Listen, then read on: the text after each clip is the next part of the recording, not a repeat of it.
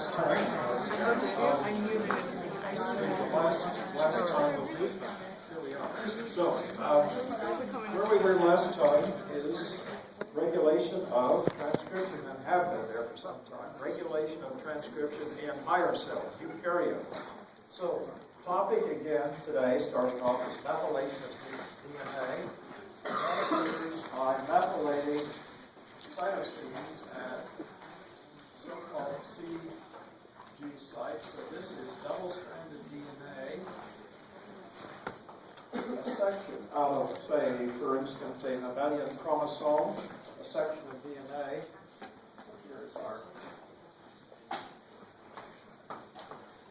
mutual bonded DNA, where we have CG sites, and so last time we were talking about the fact that downstream genes, let's put a box around downstream gene,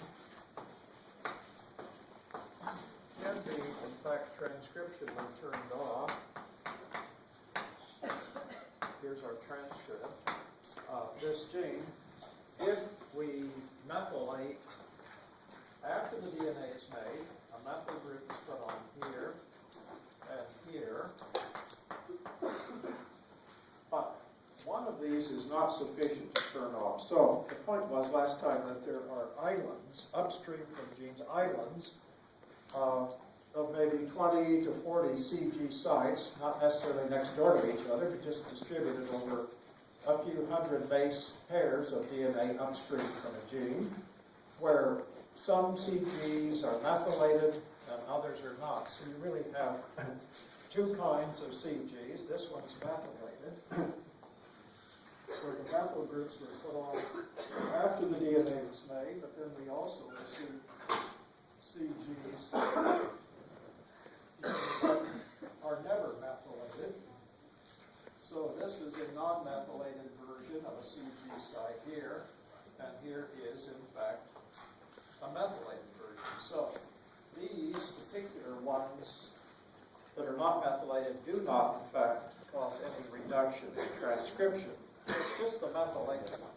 But again, if you had just one, it would not do much in the way of turning down transcription of this gene. It really requires a larger number. Let's make up some number, it's probably wrong, let's say 10, to get some idea. So if you had an island of, say, 30 or 40 of these CGs, and say 10 of them ended up being methylated, and quite a number not, it's the ones that are methylated, and it's an accumulation of more methylation.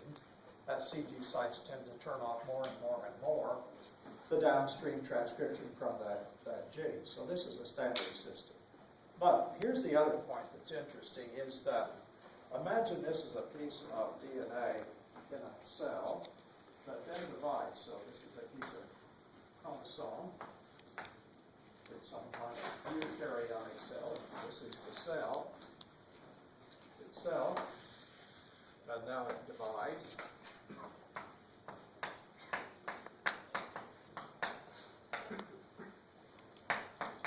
So we have two daughter cells. Now, one of these strands, this is old-fashioned semi-conservative replication. Let's call this the old strand, and this the old strand. They're in the old parent cell that will disappear because it's going to be replaced by two daughter cells. So one old strand, let's put it up here, is inherited from the parent into one daughter cell, and the other old strand will go into the other daughter cell. So this will have a new strand made by DNA synthesis. So we have two new cells replacing the parent cell here. And here's the interesting point. Let's say we have a large number of CG sites, some methylated and some non-methylated. That pattern of either being methylated or non-methylated will be handed on to each of these. And the reason that happens is that any strand that's already acquired one methyl group will automatically acquire a second methyl group.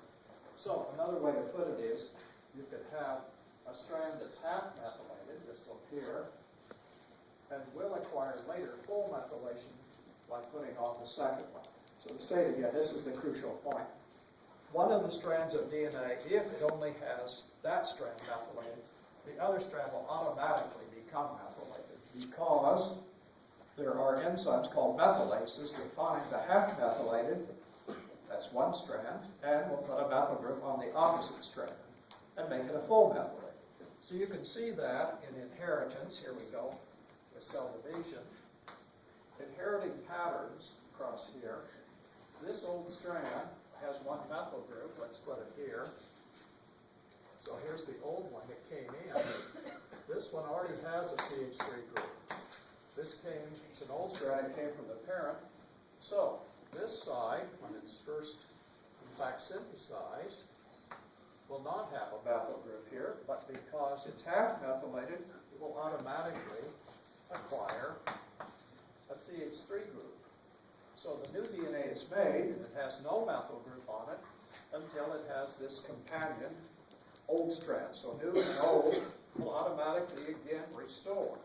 Now this one never did have a methyl group here, but simply inherited as a CG site with no methylations ever across it. So the same thing is going to happen down here. This old strand, here it is. This is a critical point, that's C. So we have a G and a C.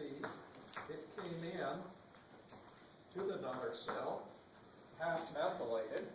Here is this part that's yet to acquire it. But because the lower strand here is half methylated, automatically we'll end up with a CH3. This has huge, huge points of order to it. That means that the two daughter cells can now divide to make 4 cells. Those 4 cells can make 8 cells, but we're just continuing expanding the cells. Every time a cell divides, that pattern of methylation will be carried forward. For instance, through embryogenesis, expansion of cell numbers in organisms growing up, and so forth. So CH3 groups, once they're on, in some pattern, think 20 or 30 or 40 CGs like in this region, that pattern of either being methylated or non-methylated will go forward in time into all the subsequent cells. Unless there's demethylation, which is a whole other story.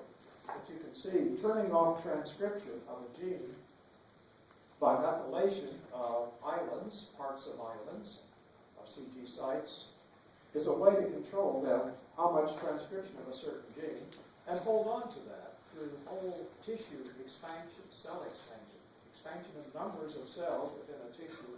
You'd like to keep certain genes turned off if you are in fact the developmental organizer of that embryo or later in adult tissue.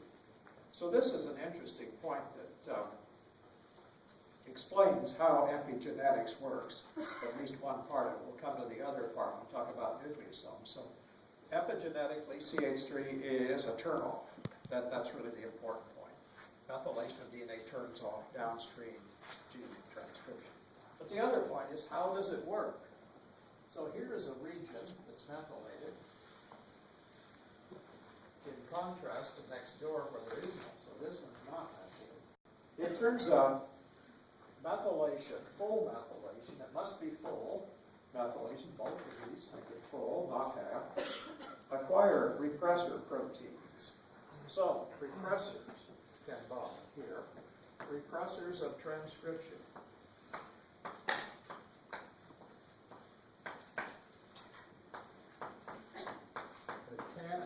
Bind to methylated sites. Now, an example of this is a protein, a repressor protein called MECP2. Let's put it over here.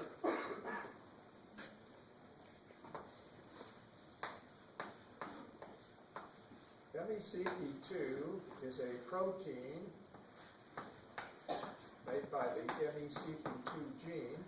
We make it in some abundance in cells, but it is an example of a protein that will bind here, the methylated site, but will not bind here. And when it's bound here, it is the part that changes the chromatin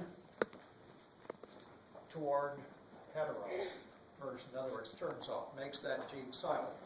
To say it again, the MECP2 protein is a repressor that binds to the methylated CGs and turns off transcription of the gene. So it's really the repressor that's doing it, the repressor which will bind to the methylated DNA. So there's an interesting point, though, that I brought up in the previous class. It's a novel point that happens in human brains to do with MECP2 and turning on and off genes in neurons in the human brain. And that is, there is a protein that's made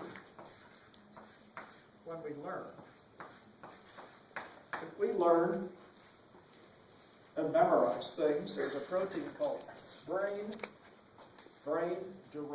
neurotrophic factor. Brain-derived neurotrophic factor. It turns out it's a kinase. And a kinase is a type of enzyme that phosphorylates its target. A kinase will, in fact, put a phosphate group on MECP2. So, let's put a P with a circle here. What has happened is we're learning something, memorizing something. Humans do those things, memorize all kinds of things. And BDNF is made when we learn and memorize, so it begins to accumulate. It's a kinase, but its target is MECP2. So MECP2 was supposed to be a repressor, but when it's phosphorylated, let's just put it here, when phosphorylated, the MECP2, when phosphorylated, won't work. What that means is now MECP2, the phosphorylated version, will not bind here or anywhere at methylated sites. What that does is turns on transcription of genes. So MECP2 as a repressor protein of transcription is reversible. And BDNF is a good example of a system that brains use, neurons in brains, to in fact turn on genes. So BDNF is made, this protein begins to accumulate, and the more copies, we'll have more copies of BDNF, so we'll have more kinase ability, this enzyme, whose target is to change OH groups into phosphate groups. That's what phosphorylation is. An amino acid OH group will in fact acquire a phosphate group because we made BDNF learning something. So there are other strange, also interesting side issues to this, way off our course here, but BDNF also causes an increase in neurons in relatively small numbers in parts of the brain. It turns on cell division. What else does it do? It's interesting. It causes more synapses between adjacent, close by neurons, where axon on one neuron will make a synapse with a dendrite on another next door neuron. So you see an increase of these axon dendrite contacts because BDNF is made. But interestingly, and we're getting way off here, but let's do it anyway, dendrites on the ends, it's in the picture of it, it's better. How about up here? There's an end for neuron. On one end, we have dendrites. Let's make a thing that looks sort of like a tree. On the other end, it's an axon. But here's what we're after here. A dendrite structure. This protein, with lots of tubes, and branches and branches and branches. If you look, when BDNF is made, there are strategic messenger RNAs end up out in the dendrites. And it turns out there are ribosomes out there. And these making special proteins. People would love to know more about this, but it's the idea that when you learn something, your dendrites begin to acquire out toward their tips messenger RNAs that ribosomes already out there translate into special proteins, and you end up with some of these tips engaging in a next door neighbor neuron that has an axon. Here comes your axon in. There's a synapse. We're way off base here, but let's do it. Then for another neuron here, lots of dendrites out here, but this neuron has now contacted this neuron, forming a synapse here because we have certain new proteins at the ends of dendrites. So this is sort of a flaming edge of neurobiology right now that well, everybody would like to know how it works. So, yeah. So does BDNF specifically phosphorylate like specific MECP2s? Yes, or? in the brain, yes. The question was, does BDNF as a kinase phosphorylate specific MECP2s, and it's in the brain, yeah. How much further that goes into other organs, I don't know. The question is the excellent question here, which is what's happening in the brain exclusively. But this is way outside of us, but that's, well, it's a, I'd love to know the answer to that one, because it's kind of the crux of what's memory. Nobody knows. You know, if you think about it, something you could remember 10 years ago, why do you remember it at all? And, you know, you can build all the synapses in the world, but where is memory really stored, and how does it reassemble? Is it some kind of analog or plates? I don't know. Think about this forever, but we need experiments. Anyway, back on track is this point. These 2 points, just to say it again. One is methylation of DNA at CG sites gives us a tracking way for transcription to be handed on as patterns of transcription in different genes in cell division after cell division after cell division. So once one cell is acquired, it could be early in the embryo's life, the later cells would have that same pattern of CH3s on CG sites, unless it's wiped out by demethylases, which also exist. So that's a whole other story. Let's go on to nucleosomes. These have this element for some other reason. Here is a nucleosome. This is one. And nucleosomes are barrel-shaped devices along the entire length of every higher cell chromosome. And DNA wraps around each nucleosome. It's about approximately 1 2/3 of wrap, and there's on the next one the wraps around, so we have nucleosomes, and so forth. Thousands of nucleosomes running the length of the chromosome, one end to the other. So there are histones. Here's a little H1 histone that could be each of these. And the DNA, this is the line is double-stranded DNA. Put it up here. Very S-curve DNA. Wrap, and then another one here. Here's an H1 histone in the spacer. This is true in higher eukaryotes. Here's another one. H1. Emily Lou? Emily? There you are. It's quite easy. So we have histones, H1.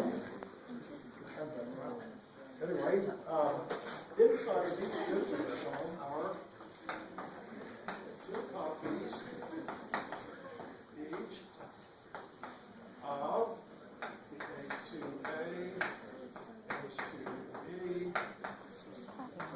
H3, and H4 histones.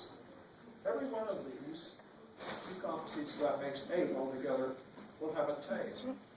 So if we look off any one nucleosome, you'll see about 8 tails. Here's a tail. And it's the amino terminal end of each of these. So we have 2 copies of H2A. Each one has a tail sticking out of the nucleosome. H2B has a tail. We have 2 copies of 2 tails. But it's the amino terminal end. If we look at tails, there's 1 on each one of these nucleosomes, but really there's 8. Let's draw in 1. There'll be positions where there are lysines. Lysine is an amino acid that can be either acetylated or methylated. And the general rule is that methylation of a tail turns off transcription, whereas acetylation turns on transcription. So, tail topic for a moment.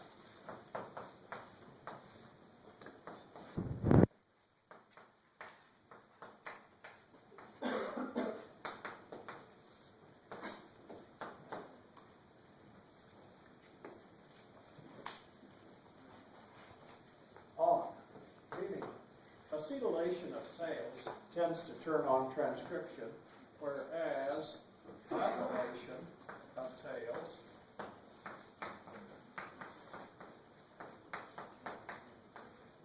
equals off. Then what we're talking about, acetylation of what? It's lysines. So if you look at a tail, let's say here's the amino terminal end of a tail, and it's sticking out of a nucleosome. Here is a nucleosome. There'll be a position here, say, there's 20 kinds of amino acids, but there'll be a position here that's a lysine.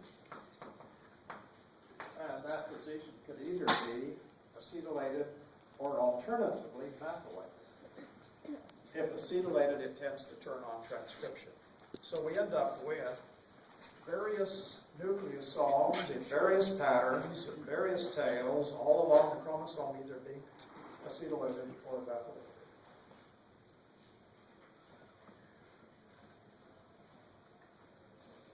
Let's go to something interesting on this point. This is such a cut-down version of the whole story. That's all the time we have. But let's go to something interesting. This one. This is the turn-on nearby gene. Acetylation of, well, let's go that one. Particularly, for instance, H3 tail would tend to turn on the downstream gene nearby.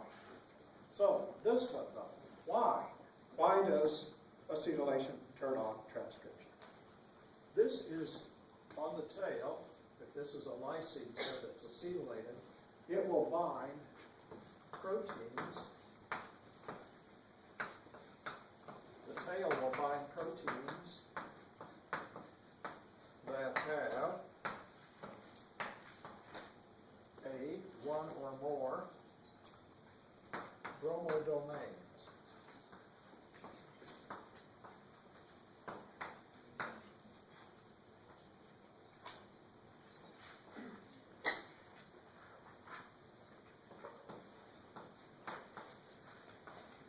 A bromodomain is a part of a larger protein. So any protein that has a bromodomain will bind to an acetylated tail if that tail, of course, carries an acetyl group. That's the point.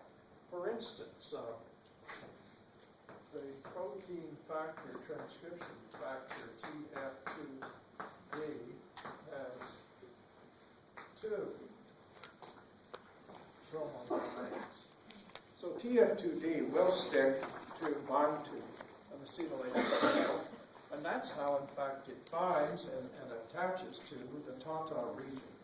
Remember back we had a bending of DNA, chromosomal DNA.